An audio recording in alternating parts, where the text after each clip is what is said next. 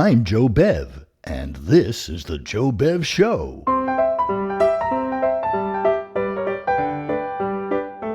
This time on the Joe Bev Show, an Uncle Dunkle fable, Sticky Wicket. Then Groucho and Chico Marx tell the sad tale of Margery Dickerson. The Abbott and Costello Show is next with guest Sophie Tucker. And then yours truly, Johnny Dollar, in The Ugly Pattern Matter. That's coming up on the Joe Bev Show.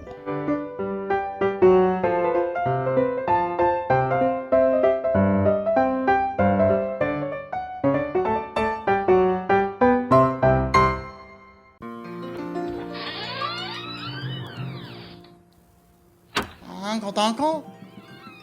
Anybody home? Donnie, Don. There you are. Sorry that I'm late. Where were you, Uncle Dunkle? Did you forget your storytelling appointment? I left the door open for you. I found that out. Sure you did. Your Aunt Rapunzel's in the other room, making pickled ice cream. Oh, she is not. Well, she's doing something. Donnie, I was out for the purpose of purchasing some tickets for you and me. We're going to the circus tomorrow afternoon. We are? Say, I haven't told you a new circus story lately, have I? Well, we'll take care of that right now. Now, this circus story took place in merry old England, and it really concerns a family of trained seals. You know, the animals who balance all sorts of things on their noses. They make funny noises, too. Yeah, sort of a bark. Well, this particular family of seals would have been the greatest act in show business, except for one thing. Coo. You know, missus, you and I are without a blinking doubt two of the most outstanding trained seals in the United Kingdom, if not the entire world. Oh, I'm not bragging neither. It's just the simple truth as I knows it. I mean, why be guilty of false modesty? We're the best. But I do wonder sometimes about our son, Wicket. Here, he's standing right beside us. No cause to hurt his feelings, love. He knows what I mean. Wicket! Oh, yes, Dad? Wicket, your heart's not really in show business, is it, lad? Oh, it is, sir. It is indeed.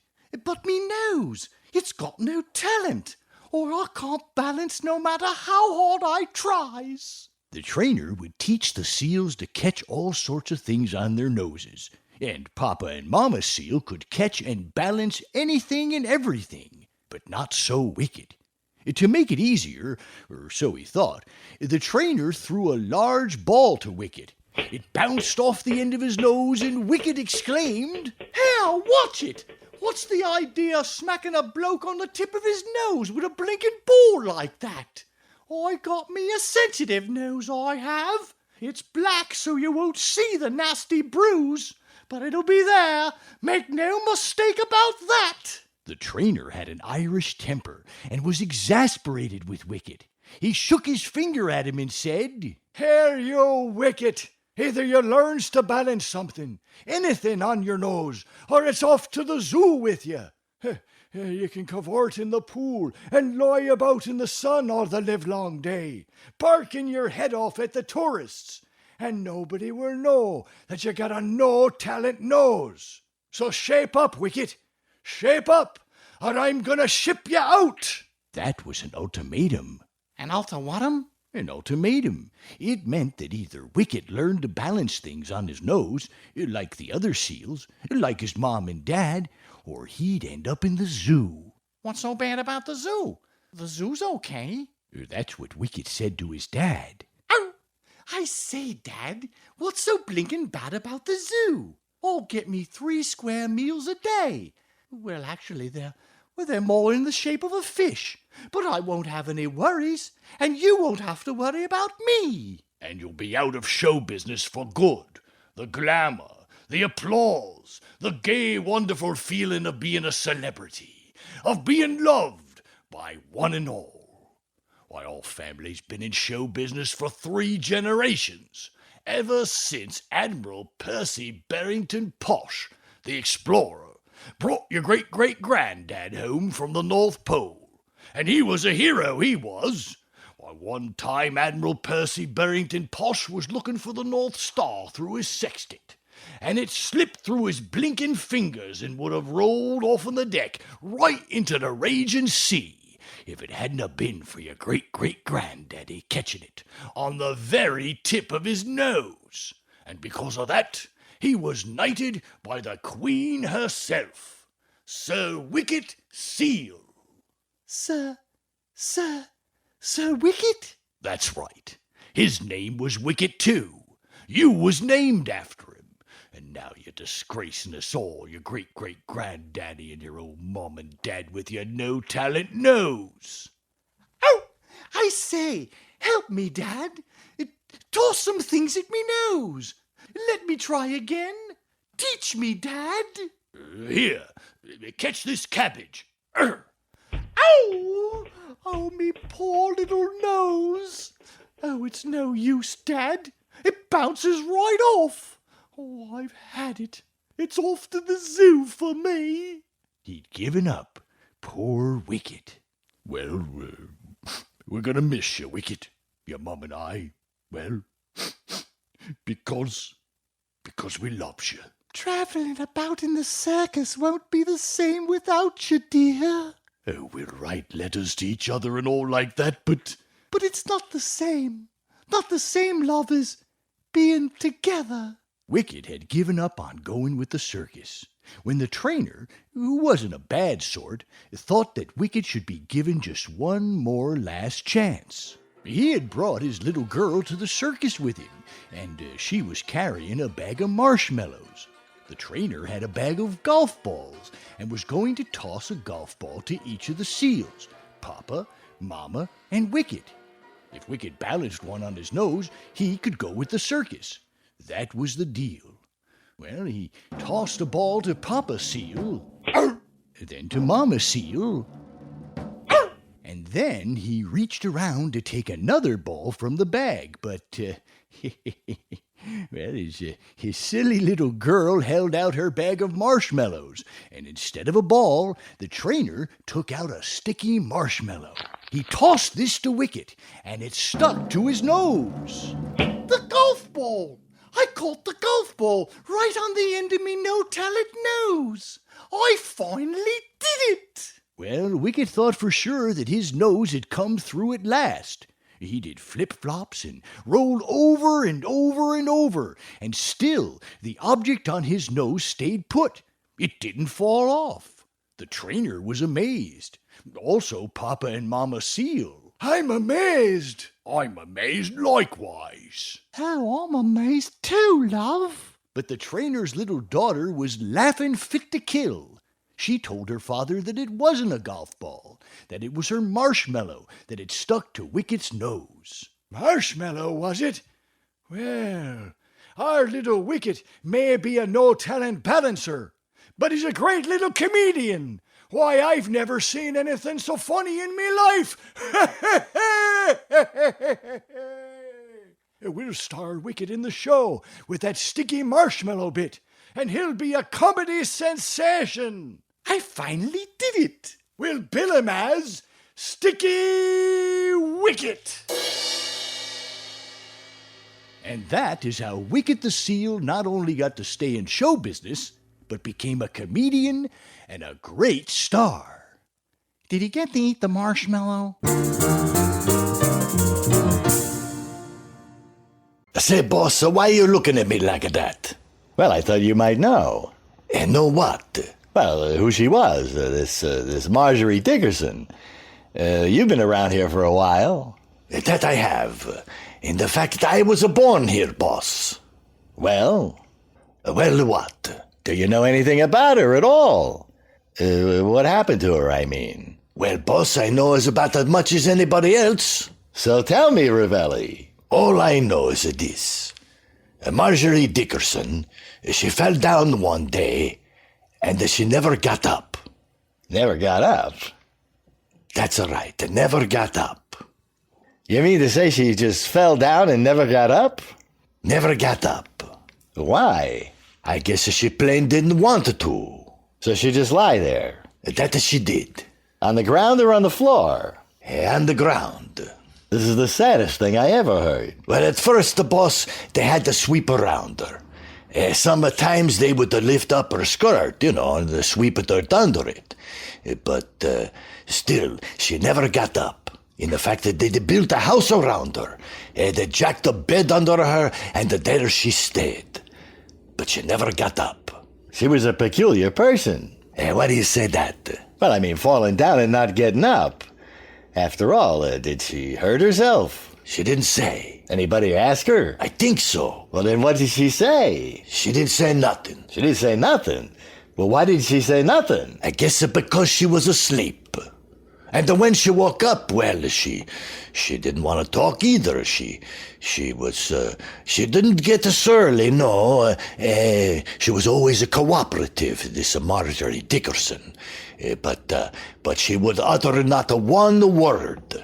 What she did, she wrote down all her requests on a piece of paper. She had a nice handwriting, They put them in a book, and they put them in the library down the road. You can go see it if you like. Thanks, maybe I will. Later. But for now, I want to know, they built a house around her. Well, it wasn't really a house. It was a teeny-weeny house. You see, it was one room, because it was only her. But I mean, how did she live? Who took care of her? All the townspeople, they drew straws every day, and the loser would look after Margery Dickerson's needs. On that particular day? On that particular day. And she would be fed whatever she desired? Hey, I think you heard this story before. Well, then what did she eat? It was the same every day, boss. Some barley cereal with the big chunks of fat. Slightly browned in the frying pan, and then a wee drop of wine to wash it down. So that was her way of life, then? It was indeed. It's the strangest tale I ever heard. Well, she was a strange woman, was Margery Dickerson, boss. You know what, Ravelli? I wish I had known her. I would have been able to talk some sense into her. I don't think so. I would have made her stand up and become part of the world again. I don't think so. Why not? Well, you see, the others, they tried, and they all failed. Why? I guess she plain didn't want to get up. It was as simple as that. Look, boss, she lived in that tiny house until the day she died. Now that is a tragedy on a Shakespearean level. Never to my certain knowledge has there ever been one the like of it. Margery Dickerson lived there, in that tiny house, till the day she died? That's right. Say, how old was she when she died? 92. 92? That poor lost creature. How old was she when she fell down? 92. 92? That's right, 92. She died just 3 weeks later. 3 weeks?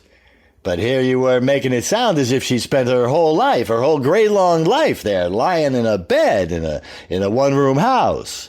Now, Ravelli, what do you call this rambling, insane bit of words that are pointless and inane?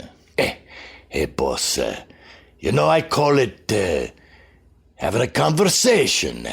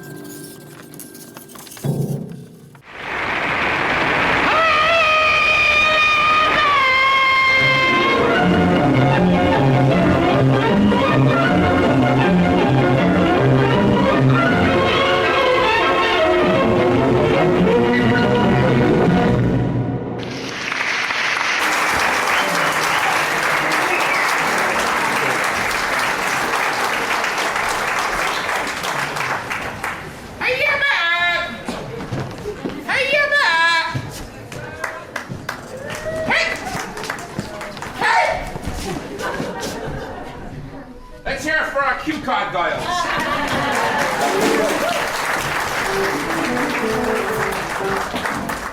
There's something I like about her, but I can't put my finger on it. So I'm a Jewish Indian. Maybe you heard of my tribe, the Sosumi? My real name is Dances with Bagels. Son of running with coupons. Recently I was on the reservation talking to Big Chief Rosenblatt when a beautiful squaw walked by and the chief said, "Chance." Then another gorgeous girl walked by and the chief said, "Chance." Then a third gorgeous girl walked by and the chief said, "Chance." So I turned to the chief and I said, "Chief, I thought Indians said how." And the chief said, "Me no how, me want chance."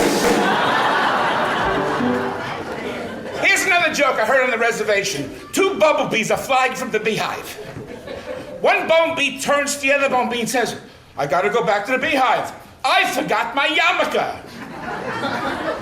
The other bumblebee asks, "What do you need a yarmulke for?" And the bumblebee replies, "Without my yarmulke, I might be taken for a wasp."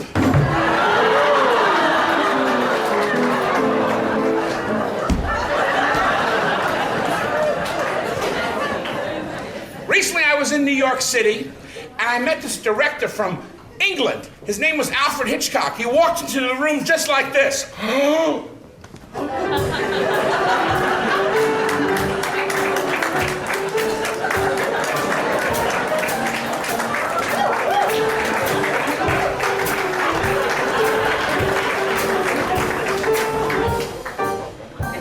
Good evening. Thank you.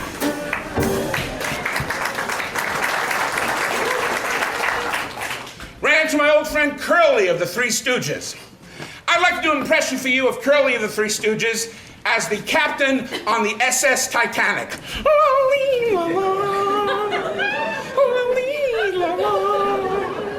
Out of the way! Out of the way! Out of the way!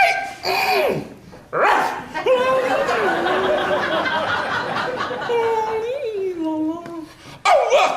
An icicle! Hey, icicle! Where's your popsicle? There's the moon! There's the stars! There's an iceberg!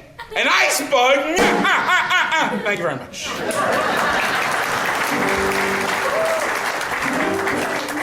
Now, you may have heard or saw on the newsreels that I was a witness at the Al Capone trial.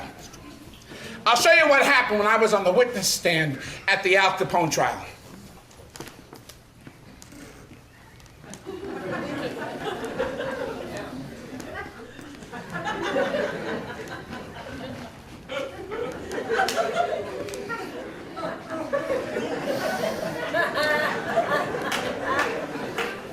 Mr. DA, are you asking me if I think Al Capone's a member of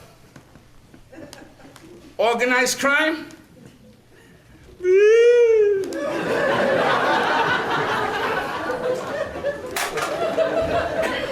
Well, I'll tell you, confidentially, oh, there's Al Capone. There's Al Capone. It's Al Capone.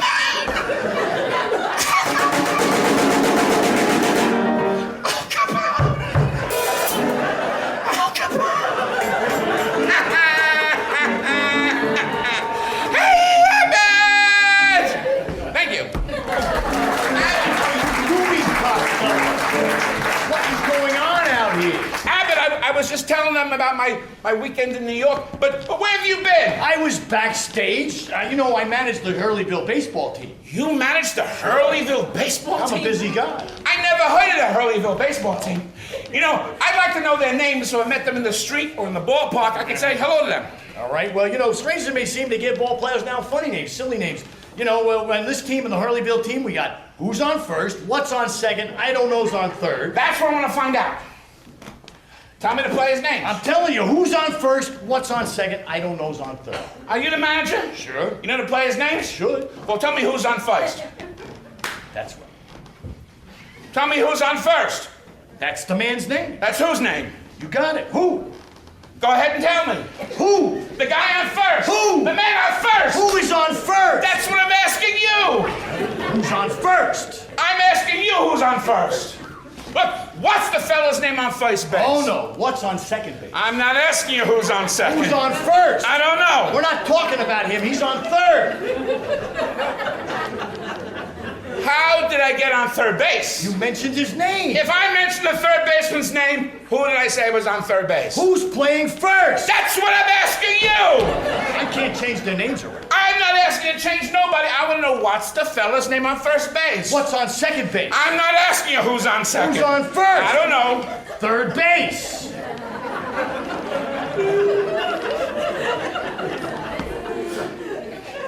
Look, the first baseman. Yeah. When you pay him off at the end of the week, who gets the money? Every dollar of it. Why not? The man's entitled to it. Who is? That's right. Sometimes his wife comes down and collects it. Whose wife? So who gets it? Yeah, absolutely he gets it. Who gets it?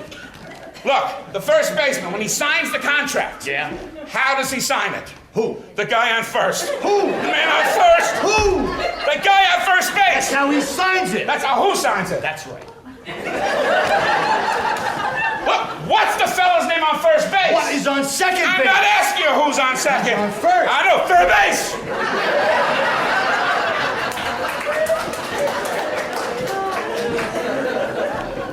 Have you got an outfield? Sure. Tell me the left fielder's name. Why?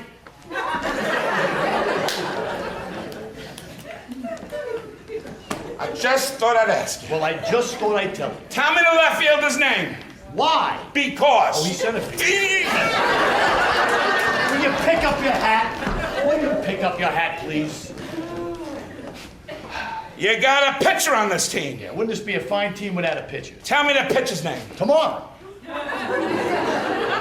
You don't want to tell me right now? I'm telling you the man's name. Tell me the pitcher's name. Tomorrow. What time? What time what? What time tomorrow you can tell me who's pitching? Now look, who is not I'll break pitching? your arm if you say who's on first. Then why did you come out here and ask me? What's the pitcher's name? What's on second? I don't know. Third base.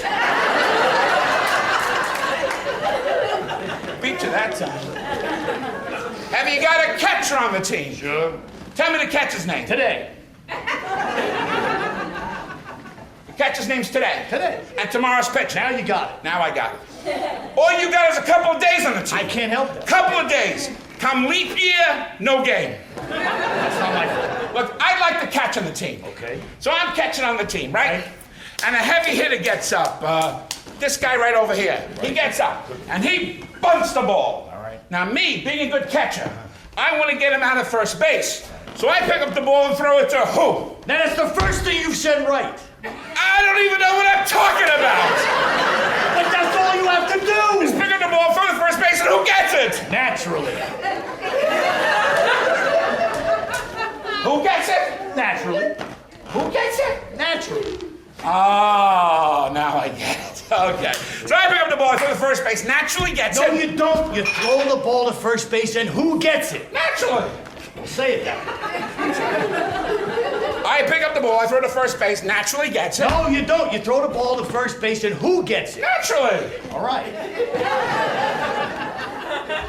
I pick up the ball, I throw it to naturally. No, you don't. You throw the ball to who? Naturally. You asked me. All right. You pick up the ball, and you throw it to who? Naturally. I'll ask you. All right. I pick up the ball, and throw it to who? Naturally. Same as you! Whoever it is drops the ball, the guy runs to second. Who picks up the ball, throws to what? What throws to, I don't know, throws it back to tomorrow, a triple play. Yeah, it could be. Another guy gets up and it's a long fly ball to McCause. Why? I don't know. He's out first and I don't give a damn. What was that? I said I don't give a damn. Oh, that's our shortstop. Get out of here. Lou Costello, ladies and gentlemen. Lou Costello, ladies and gentlemen. Lou Costello, the Catskill King of Comedy.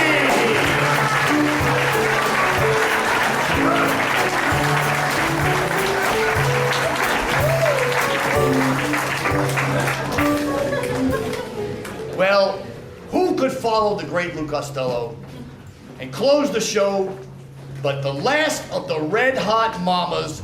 Ladies and gentlemen, here she is, Sophie Tucker!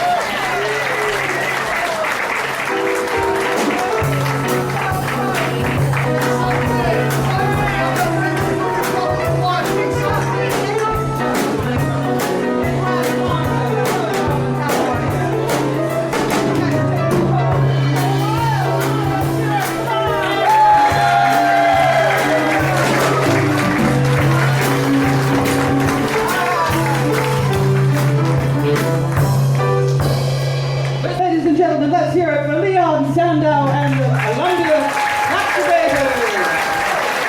You've been a fantastic audience, and because you have, we're going to do a nice little quiet tune. I loved a man for many years gone by. I never thought his love for me would die. He made some changes from old to new, and now I'm gonna make some changes too. There'll be a change in the weather and a change in the sea. From now on there'll be a change in me.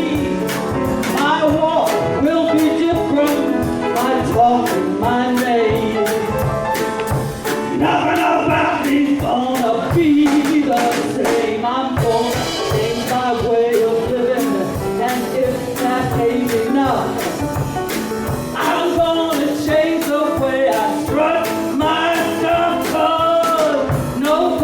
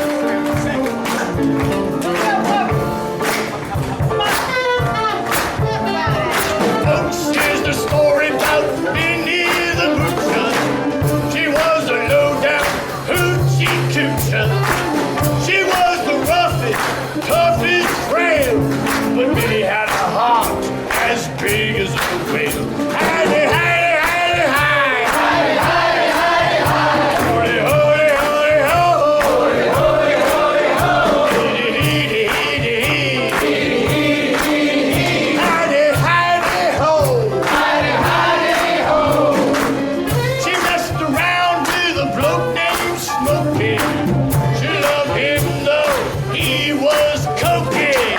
He took it down to Chinatown. Showed her how to kick the gong around. Howdy, howdy, howdy, hi. Howdy, howdy, howdy, hi. Hee, hee, hee, hee. Howdy, howdy, ho. Howdy, howdy, ho. Howdy, howdy, howdy, hi. Howdy, howdy, hi. Holy, holy, ho. Holy, holy, ho.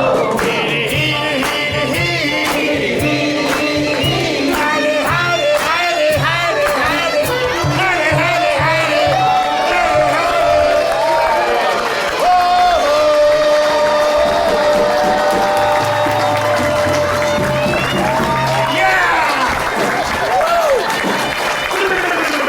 Thank you, everybody. Good night.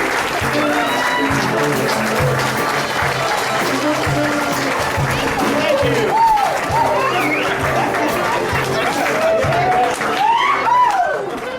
The Abbott and Costello Show with guest Sophie Tucker on The Joe Bev Show. I'm Joe Bev. Coming up next on The Joe Bev Show, yours truly, Johnny Dollar in The Ugly Pattern Matter.